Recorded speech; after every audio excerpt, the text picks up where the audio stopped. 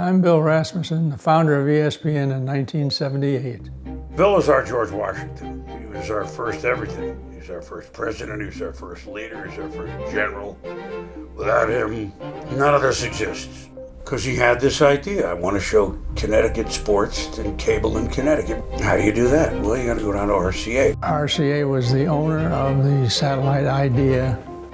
So I called, I didn't know the words transponders and all that. None of us did. And the signal goes up and it comes down from a satellite. It was like, ooh, this is a science fiction.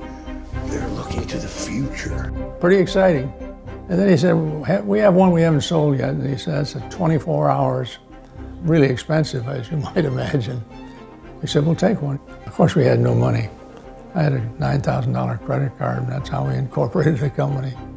Optimism with a capital O for him. Now we have a transponder 24 hours a day, 8,760 hours a year. And we can program this thing. Wow. What are we going to put on there? Sports, 24 hours a day, 7 days a week, from ESPN, the Total Sports cable network. There's a limitless world of sports. That said it all.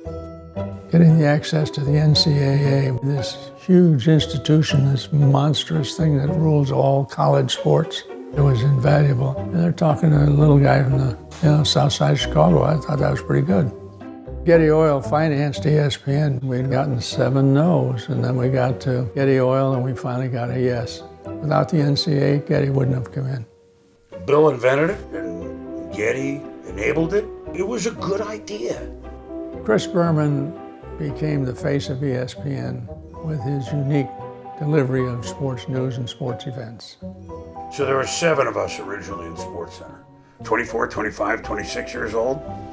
So this is not going to be a Rembrandt painting every night, you know. You might get some finger painting. We were Lewis and Clark. We didn't know where the hell the Pacific was. We were just going that way. By the end of the 80s, we had the NFL and we landed on the moon.